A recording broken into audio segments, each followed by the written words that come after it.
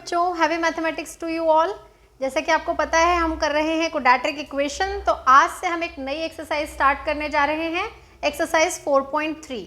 Quadratic equation में exercise 4.3 जो हमने लास्ट एक्सरसाइज के क्वेश्चन किए थे, उन्हीं को सॉल्व करने के लिए हमें एक नया मेथड देती है। लास्ट एक्सरसाइज जो थी उसमें हमने क्वेश्चन फैक्टराइजेशन मेथड से सॉल्व किए थे। इस बार हम एक क्वाड्रेटिक फॉर्मूला सीखने जा रहे हैं जिसकी हेल्प से हम अपने क्वेश्चंस को सॉल्व करेंगे, और इस फॉर्मूले की हेल्प से हम वो क्वेश्चन भी सॉल्व कर सकते हैं जो फैक्टराइजेशन मेथड से सॉल्व नहीं हो सकते थे। तो अब हम पहले बात करते हैं फॉर्मूले की, फिर एक्सरसाइज के क्वेश्चंस की बात करेंगे। तो क्वाड्रेटिक इक्वेशन की जो एक स्टैंडर्ड फॉर्म होती है, जैसा कि आप सबको पता है, वो होती है ax square plus bx plus c is equals to 0, जहाँ पे a एक्स स्क्वायर का कोफिशिएंट है, b x का कोफिशिएंट है और c है हमारी कांस्टेंट टर्म। अब क्वाड्रेटिक फॉर्मूला किस तरह से हम सॉल्व करते हैं, इसमें हमारे पास एक फॉर्मूला होता है जिसमें दो आंसर्स आएंगे। जो इसके सॉल्यूशंस होते हैं उन्हें हम रूट्स कहते हैं, और रूट्स होते हैं अल्फा और बीटा, जैसा कि हमने पॉलिनोमियल्स में भी पढ़ा था। अब वो अल्फा और बीटा दोनों ही एक फॉर्मूला से कैलकुलेट होते हैं, और वो फॉर्मूला है minus b plus minus under root b square minus 4ac upon 2a। अब इसमें कौन सी चीज़ क्या है, ए बी सी क्या है वो आपको पता ही है। a एक्स स्क्वायर का कोफिशिएंट, b x का कोफिशिएंट और c कांस्टेंट टर्म। अब इसमें एक चीज़ इंपॉर्टेंट है, ये जो चीज़ मैंने लिखी रूट के अंदर b स्क्वायर माइनस 4ac, इसे हम कहते हैं discriminant. d is equals to b square minus 4ac। ये जो चीज़ है ये कहलाती है डिस्क्रिमिनेंट। और क्यों डिस्क्रिमिनेंट कहलाती है, क्योंकि थोड़ी स्पेशल है। ये डिसाइड करती है कि हमारे जो दो रूट्स आने वाले हैं अल्फ़ा और बीटा, वो किस टाइप के होंगे, ये हमें डिसाइड करके देती है। कैसे करती है ज़रा चेक करते हैं। जैसे कि बी स्क्वायर माइनस 4ac जो है, अगर ये ग्रेटर देन 0 आए, ग्रेटर देन 0 मतलब पॉजिटिव नंबर आए, कोई भी पॉजिटिव नंबर अगर ये आता है तो इसका मतलब ये हुआ कि जो हमारे दोनों रूट्स आने वाले हैं वो दोनों रूट्स रियल हैं, रियल हैं और साथ में क्या हैं, डिस्टिंक्ट हैं, यानी कि अलग अलग हैं। तो हमारे दोनों रूट्स रियल और डिस्टिंक्ट यानी कि अलग अलग हैं। लेकिन अगर यही वैल्यू जो बी स्क्वायर माइनस 4ac है ये इक्वल टू 0 आ जाए, तो इसका मतलब ये हुआ कि रूट्स जो हैं वो रियल तो हैं लेकिन वो डिस्टिंक्ट नहीं है, यानी अलग अलग नहीं है, वो दोनों ही रूट्स कैसे हैं, इक्वल हैं। B square minus 4ac is equals to 0, that means roots are real and equal. और तीसरी कंडीशन है b square minus 4ac is less than 0, यानी नेगेटिव आ गई।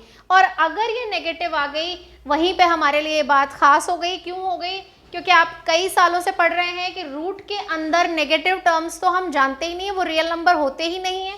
तो इसलिए हम यहाँ क्या कहेंगे, रूट्स आर नॉट रियल। तो अगर रूट्स रियल नहीं है तो हमारा क्वेश्चन फर्दर सॉल्व ही नहीं होगा।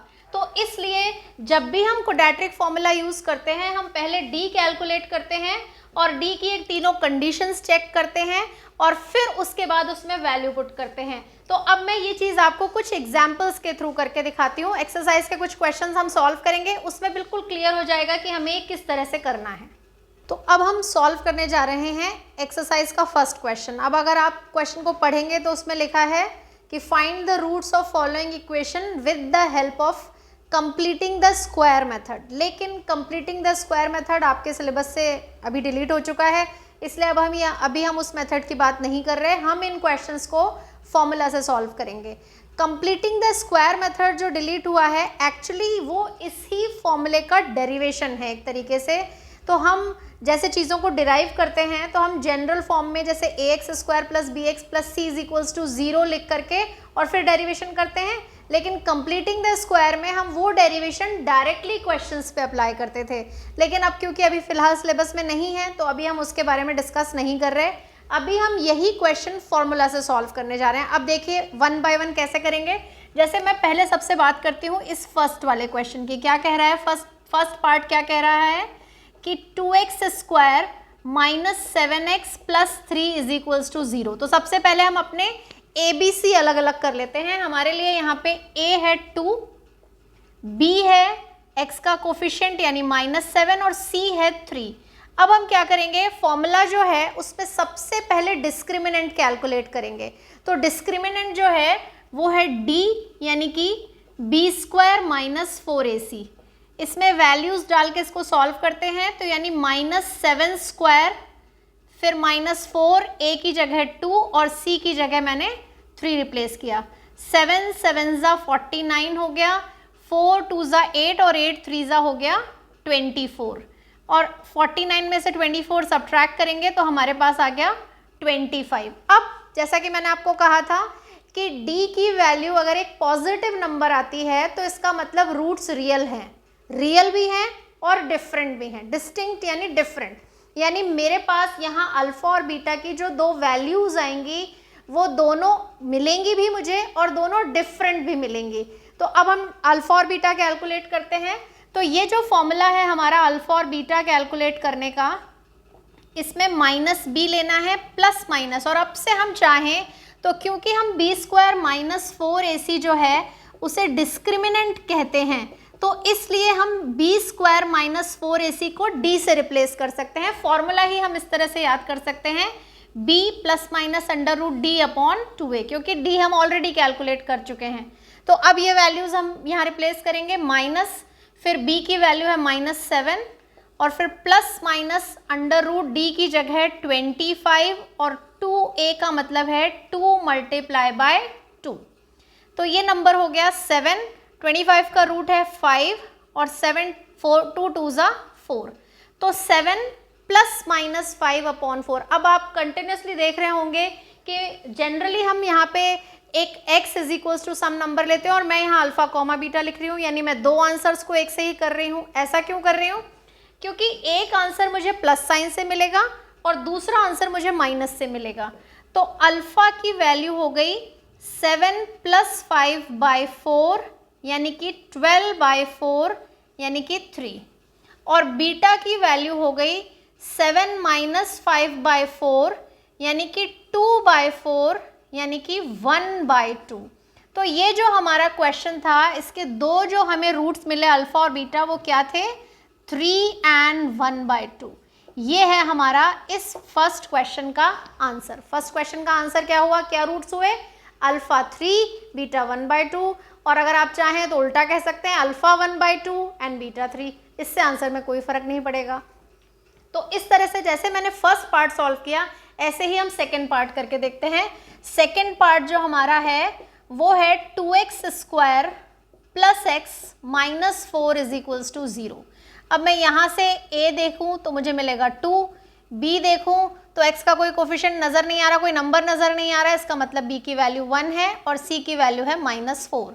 तो d कैलकुलेट करने गए, वो हो गया b square minus 4ac, b यानी कि 1 स्क्वायर माइनस 4, a की जगह 2, c की जगह -4, तो 1, और क्योंकि ये दोनों साइन माइनस हैं तो ये साइन प्लस हो गया। 4 2 ज़ा 8 और 8 4 ज़ा 32, तो मेरे पास ये नंबर आ गया 33, और 33 फिर से एक पॉजिटिव नंबर है, और क्योंकि ये पॉजिटिव नंबर है इसका मतलब इसके भी रियल रूट्स पॉसिबल हैं। कैसे कैलकुलेट करेंगे, वैल्यू पुट करते हैं अपने फॉर्मूले में और सॉल्व करते हैं। तो अल्फा कॉमा बीटा जो हमारा फॉर्मूला है -b, तो उसमें वैसे हमें फॉर्मूला लिखना चाहिए पर मैं डायरेक्टली वैल्यूज लिख देती हूँ।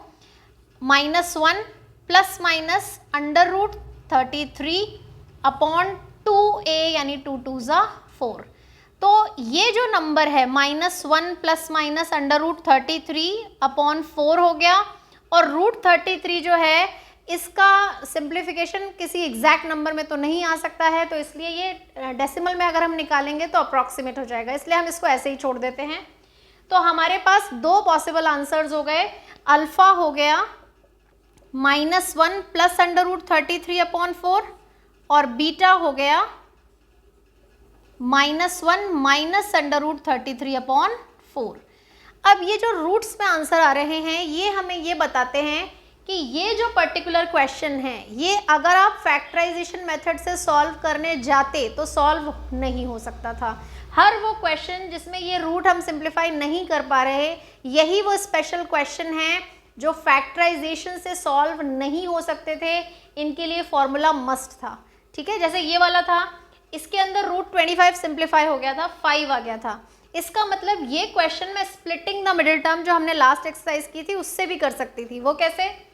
2 और 3 का मल्टीप्लिकेशन 6 और 6 के ऐसे फैक्टर्स जिनका सम 7 हो तो वो फैक्टर्स 6 और 1 हो गए, यानी ये फैक्टराइज हो सकता है, लेकिन ये नहीं हो सकता। 2 और 4 का प्रोडक्ट है -8, क्योंकि यहाँ माइनस का साइन है, -8।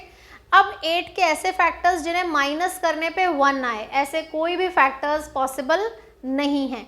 इसलिए ये वाला जो क्वेश्चन है ये फैक्टराइजेशन से हो ही नहीं सकता था। इसके लिए हमें हमेशा ही किसकी ज़रूरत पड़ेगी? फॉर्मूले की। तो इस तरह हमने क्वेश्चन नंबर 2 किया। अब हम क्वेश्चन नंबर 3 सॉल्व करके देखते हैं। थर्ड पार्ट जो है इसका, उसमें कुछ रूट्स के नंबर है, 4x²। इस तरह के नंबर की स्प्लिटिंग किस तरह की जाती है ये मैं आपको पिछले वीडियो में सिखा चुकी हूँ। तो स्प्लिटिंग से भी आप इस क्वेश्चन को सॉल्व कर सकते हैं, लेकिन अगर हम फॉर्मूले से करना चाहें तो कैसे करेंगे वो अब हम यहाँ पे चेक करते हैं। यहाँ पे a है 4, b है 4√3 और c है 3। अब ज़रा हम देखते हैं क्या आएगा d की वैल्यू हमारे पास। तो d है b² - 4ac, b यानी कि 4√3 का हमें स्क्वायर करना है, -4 a का 4 और 3, तो ये बन गया 4 4 = 16 और √3 का स्क्वायर 3, और सिमिलरली ये भी यही नंबर है। तो यानी कि 48 - 48 यानी ये 0 आ गया। तो मैंने आपको जो सेकंड कंडीशन बताई थी वो ये थी कि अगर हमारे पास d की वैल्यू 0 आ जाती है तो हमारे रूट्स रियल तो हैं, लेकिन फिर वो डिफरेंट नहीं होंगे, वो दोनों रूट्स सेम आएंगे, दोनों की वैल्यू सेम मानी जाएगी। अब ऐसा क्यों होगा ये मैं आगे सॉल्व करके आपको बताऊंगी तो आपको क्लियर हो जाएगा। जैसे कि हमारा फॉर्मूला है अल्फ़ा बीटा -b ±√d/2a, तो मैंने इसमें वैल्यूज़ पुट कर दी। -b की जगह पे 4√3, क्योंकि d की वैल्यू 0 है तो 0 का रूट तो 0 ही होता है, तो ये हो गया हमारे पास -4√3/8। अब मैं अल्फ़ा निकालने जाऊंगी तो मैं -4√3/8 करूंगी, क्योंकि +0 इसको 4√3 ही रहने देगा, और जब मैं बीटा निकालने जाऊंगी तो -0 होगा, लेकिन उसका मतलब भी यही है कि 4√3/8। यानी हुआ ये कि हमारे दोनों आंसर्स सेम हो गए, और दोनों ही आंसर्स क्या हैं? -√3/2।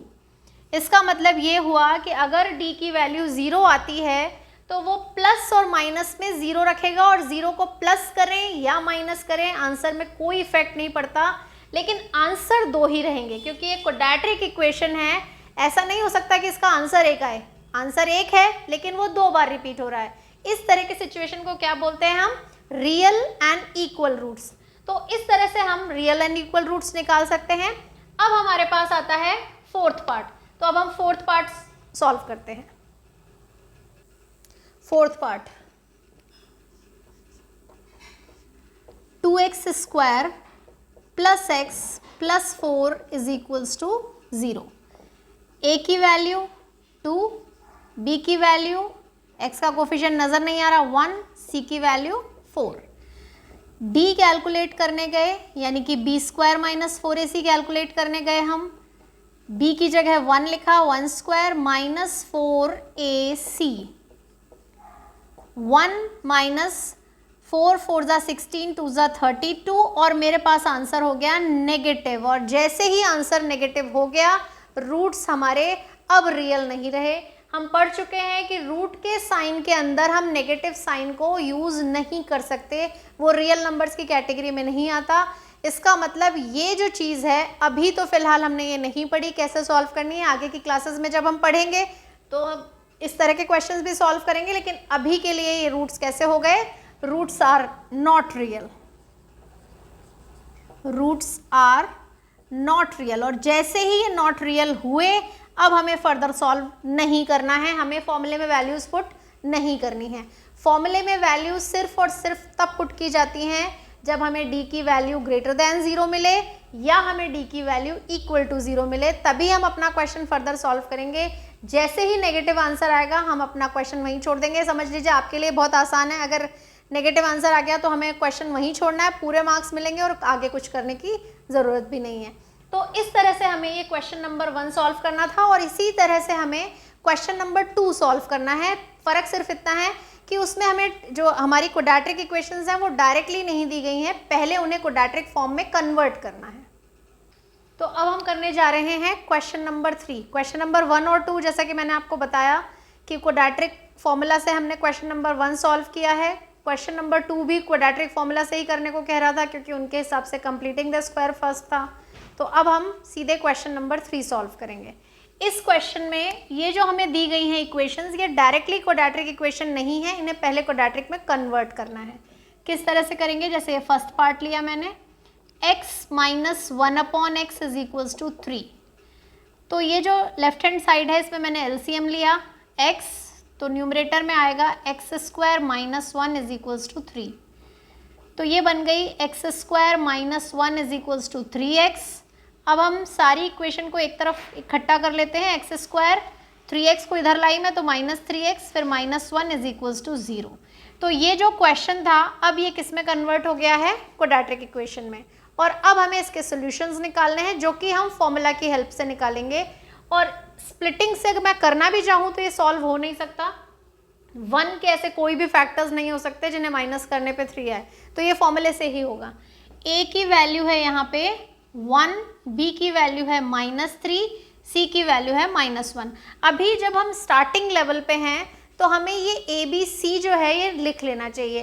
धीरे धीरे जब हमारी प्रैक्टिस हो जाएगी तो हमें ये सब नोट डाउन करने की ज़रूरत नहीं है, हम चीज़ें सीधे फॉर्मूले में रिप्लेस कर सकते हैं। लेकिन अभी क्योंकि हम प्रैक्टिस लेवल पे हैं तो हमें ये सारी चीज़ें लिख लेनी चाहिए। तो अब हम सबसे पहले कैलकुलेट करेंगे d यानी कि b square minus 4ac। Values replace की, -3 स्क्वायर b की जगह, -4 a की जगह 1 और c की जगह भी -1। तो ये बन गया 9 और ये हो गया माइनस और माइनस साइन +4 और ये आंसर हो गया मेरे पास 13। क्योंकि d की वैल्यू मेरे पास एक पॉजिटिव नंबर आई है, इसका मतलब इसके रूट्स हैं, रियल हैं, डिस्टिंक्ट हैं, तो ये सारी बातें मुझे यहीं पता चल गई। अब हम इसके रूट्स निकालेंगे। तो अल्फ़ा और बीटा निकालने के लिए सबसे पहले आएगा -b यानी कि -3, फिर plus minus under root d यानी कि √13 अपॉन 2a। तो 2 1 2, तो 2 रह जाएगा। इसका मतलब अल्फ़ा की वैल्यू हो गई हमारे लिए 3 प्लस √13 अपॉन 2 और बीटा की वैल्यू हो गई 3 माइनस √13 अपॉन 2। तो इस तरह हमने इस क्वेश्चन के 2 रूट्स कैलकुलेट किए।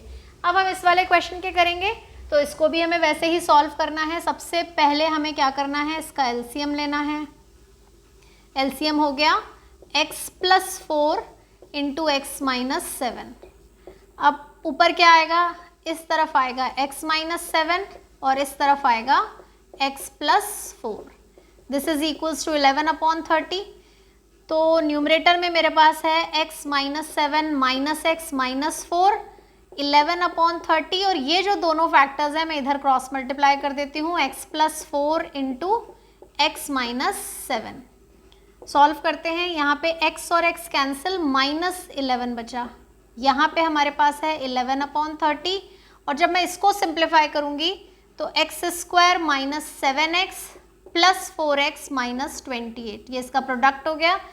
अब क्या करना है हमें? ध्यान से देखिए, ये जो 11 है ये इस 11 को कैंसिल कर सकता है, उससे हमारी कैलकुलेशन ईजी हो जाएगी। तो मैं पहले 30 को इधर क्रॉस मल्टीप्लाई कर लेती हूँ। 30 इधर आया, यहाँ हो गया 11 x स्क्वायर -3x - 28। ये 11 इस 11 को कैंसिल करेगा तो -30 x स्क्वायर -3x - 28, ये 30 हमने उधर भेज दिया तो x square -3x - 28 + 30 is equals to 0, यानी हमारी इक्वेशन रह गई x square -3x + 2 is equals to 0। तो ये जो क्वेश्चन है दोनों मेथड से सॉल्व हो सकता है, मैं चाहूँ तो इसे फैक्टराइजेशन से भी कर सकती हूँ, लेकिन फिलहाल हम इसे फॉर्मूला से करेंगे। तो सबसे पहले a लिख लेते हैं 1, b लिख लेते हैं -3 और c लिख लिया हमने 2। d कैलकुलेट करने गए, b स्क्वायर -4ac यानी -3 स्क्वायर -4 इंटू 1 इंटू 2 यानी कि 3 स्क्वायर 9 और 4 2 8 यानी d की वैल्यू मेरे पास आ गई 1। क्योंकि d की वैल्यू पॉजिटिव वैल्यू है, रूट्स रियल हैं और डिस्टिंक्ट है, दोनों डिफरेंट रूट्स आएंगे। अब हम अपने अल्फ़ा और बीटा का फॉर्मूला यूज़ करते हैं इसमें, alpha comma beta minus b plus minus √d/2a, ये हमारा फॉर्मूला होता है। माइनस b की जगह हम b की वैल्यू रिप्लेस करेंगे यानी कि -3, प्लस माइनस d की जगह हम d की वैल्यू रिप्लेस करेंगे यानी कि 1, और 2a की जगह क्योंकि हमारे पास a की वैल्यू 1 है तो 1 ही रहेगा, तो ये बन गया 3 प्लस माइनस, और 1 का रूट 1 ही होता है, तो ये हो गया हमारा सोल्यूशन। अब हम अल्फ़ा और बीटा अलग अलग करते हैं। अल्फ़ा के लिए 3 + 1/2 और बीटा के लिए 3 - 1/2 यानी कि 4/2, 2 आंसर हो गया, और यहाँ पे 2/2 यानी 1 आंसर हो गया। यानी कि ये जो मेरे पास इक्वेशन थी इसके आंसर्स हो गए 1 और 2। तो अब एक और चीज़ मैं इसके साथ ही बता देती हूँ, इन क्वेश्चंस में यहाँ लिखा है x is not equal to 0। वो क्यों लिखा है? क्योंकि हमने पढ़ा है रैशनल नंबर्स में डिनोमिनेटर में कभी 0 नहीं आना चाहिए। अगर x 0 हुआ तो ये नंबर रैशनल नंबर्स की कैटेगरी से निकल जाएगा। तो इसी तरह इसमें भी उन्होंने -4 और 7 क्यों दिया? क्योंकि अगर यहाँ -4 हुआ तो डिनोमिनेटर 0 हो जाएगा, यहाँ 7 हुआ तो ये 0 हो जाएगा। इसका मतलब ये हुआ कि इन आंसर्स में से अगर मेरे पास कोई भी आंसर -4 या 7 आता तो वो आंसर मैं सेलेक्ट नहीं कर सकती थी, वो आंसर मुझे इग्नोर करना पड़ेगा। तो यहाँ ये जो नंबर्स लिखे रहते हैं इनका यही रोल है कि इन आंसर्स में हम इन नंबर्स को अलाउ नहीं करेंगे, पर हमारे पास तो ये नंबर्स आए ही नहीं है, इसलिए हमारे लिए दोनों आंसर्स पॉसिबल है। यहाँ पे 1 और 2, और इस फर्स्ट वाले पार्ट में 3 + √13/2, 3 - √13/2। तो इस तरह से हमें क्वाड्रेटिक फॉर्मूला की प्रैक्टिस करनी है। अब हम अगले वीडियो में क्या करेंगे, इसी एक्सरसाइज की जो वर्ड प्रॉब्लम्स हैं उन्हें फ्रेम करना भी सीखेंगे, और उन्हें क्वाड्रेटिक फॉर्मूला से कैसे सॉल्व करा जाता है ये वाली चीज़ें हम सीखेंगे। तो नेक्स्ट वीडियो के लिए आप प्रिपेयर रहिए, अपने फॉर्मूला की पहले से प्रैक्टिस करके रखिए। उसके लिए यहाँ जो मैंने क्वेश्चंस दिए हैं उनके अच्छे से प्रैक्टिस कीजिए। आपको ये वीडियो अच्छा लगा हो तो लाइक कीजिए, ज़्यादा से ज़्यादा शेयर कीजिए, और अगर अभी तक सब्सक्राइब नहीं किया तो प्लीज़ सब्सक्राइब कीजिए। Happy mathematics to you all.